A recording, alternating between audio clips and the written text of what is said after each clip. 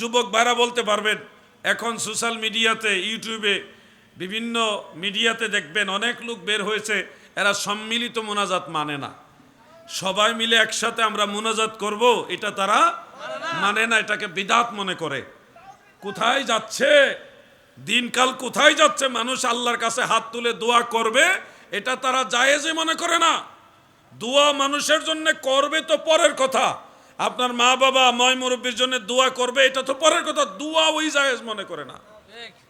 অথচ রাসূল পাক সাল্লাল্লাহু আলাইহি ওয়াসাল্লাম যখন দোয়া করতেন, এটাও সহিহ বুখারী হাদিস, সহিহ বুখারী রেফারেন্সে মিশকাতের মধ্যে উল্লেখ আছে, কানা রাসূলুল্লাহ সাল্লাল্লাহু আলাইহি ওয়াসাল্লাম ইয়ারফাউ ইয়াদাইহি ফিদ দুআ।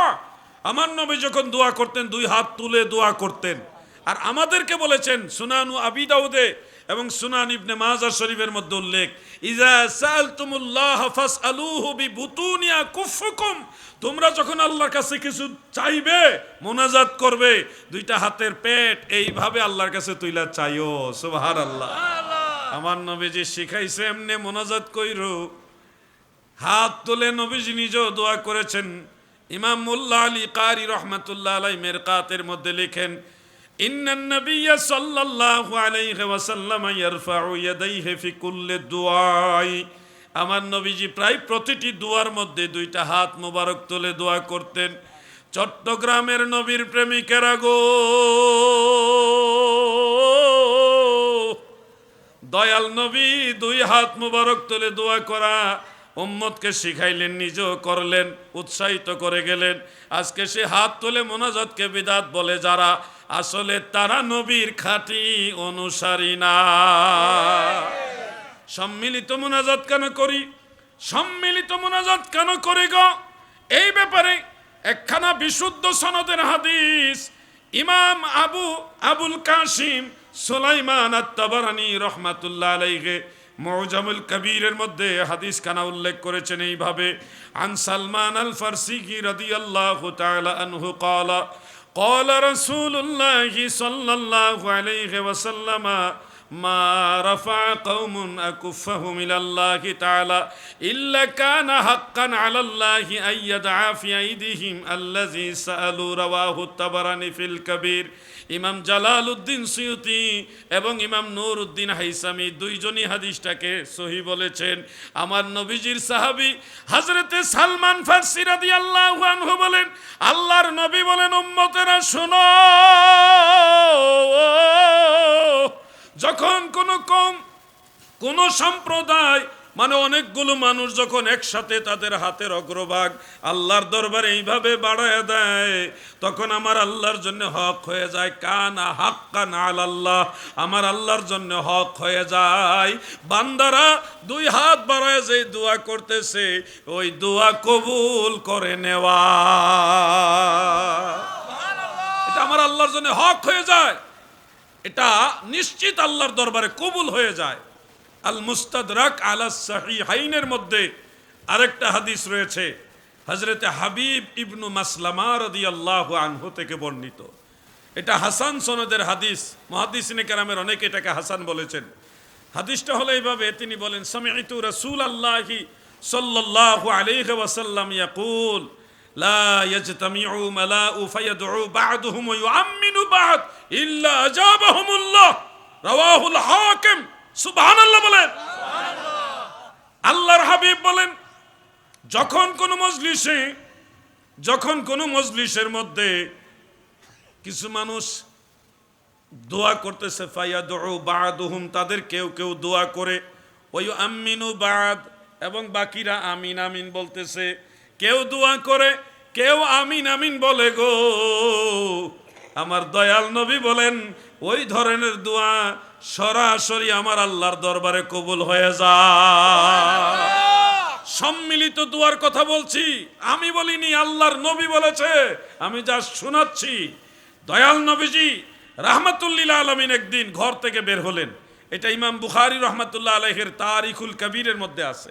তারিখুল কবীরের মধ্যে হযরত আনাস ইবনে মালিক রাদিয়াল্লাহু আনহু riwayat করেছেন, খারাজা রাসূলুল্লাহি সাল্লাল্লাহু আলাইহি ওয়াসাল্লাম মিন বাইতিহি ইলাল মসজিদ, হুজরা মুবারক থেকে নবীজি মসজিদে নববী শরীফে আসলেন। এসে দেখেন এক দল লোক, তারা সবাই মিলে হাত তুলে দোয়া করতেছে, সবাই মিলে সম্মিলিত দোয়া করতেছে। এই দৃশ্য দেখে নবীজি হযরত আনাসকে বললেন, হে আনাস, আমি যা দেখছি তুমি কি তা দেখতে পাচ্ছ? আনাস ইবনে মালিক বলেন, ইয়া রাসূলুল্লাহ, আমি দেখতে পাচ্ছি না, তবে আপনি আমার জন্য দোয়া করুন, আপনি যা দেখছেন আমিও যেন তা দেখতে পাই। প্রিয় নবীজি তাৎক্ষণিক আল্লাহর কাছে বললেন, হে আল্লাহ, আপনি আনাসকে তা দেখান যা আমাকে দেখাচ্ছেন। হযরত আনাস ইবনে মালিক রাদিয়াল্লাহু আনহু বললেন, আমি তাকায় দেখি আকাশ থেকে বৃষ্টি নাজিল হয়, একটার পর একটা বৃষ্টির ফুঁটা যেমন পড়ে, এরকম অজস্র অঝোর ধারায় রহমতের ভারী বর্ষণ ওই সম্মিলিত দোয়া করেনেওয়ালা সাহাবীদের উপরে নাজিল হইতেছে। সুবহানাল্লাহ, আল্লাহু আকবার, ইয়া রাসূলুল্লাহ।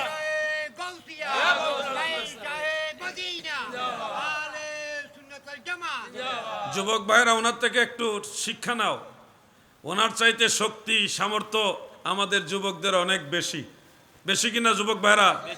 এবার আমি একটু টেস্ট করি আপনাদের আসলে শক্তি আসে কিনা, দেখি। টেস্ট করে আমি টেস্ট করবো ডাইরেক্ট। যুবকরা রেডি?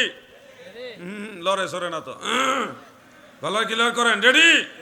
পিছনে যুবক ভাইরা রেডি? নারায়ে তাকবীর। আর একটু মনে হয় ভলিউম বাড়বে।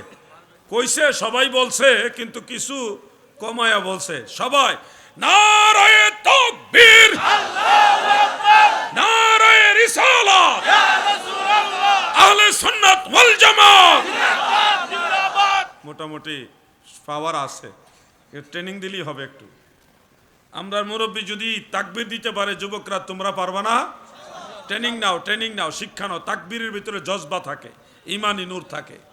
যেই লোকটা তাকবীর দেয় ওই লোকের ভিতরে একটা স্পিড, আলাদা একটা লজ্জা, তাওয়াজ্জু বিরাজ করে।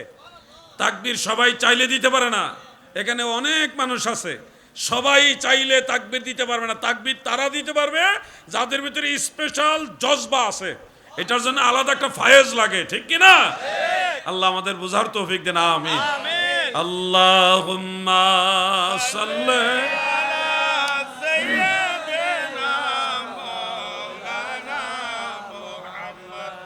ওয়া আলা আলি সাইয়্যিদিনা।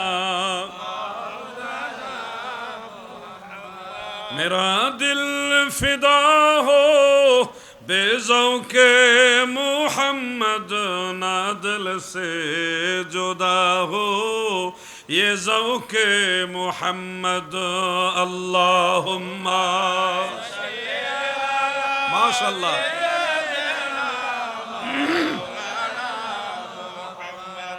वाला अली सय्यिदिना।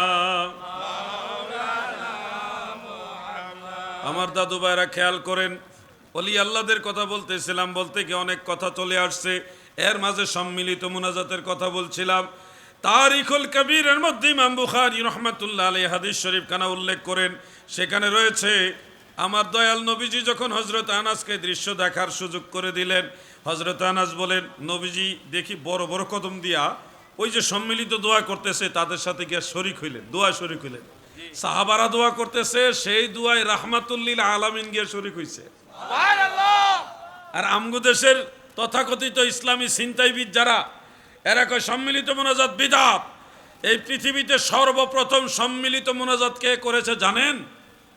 সর্বপ্রথম সম্মিলিত মুনাজাত করেছে হযরত মূসা আলাইহিস সালাম এবং হযরত হারুন আলাইহিস সালাম। আমি ওনাদের দুইজনেরই মাজার জিয়ারত করেছি।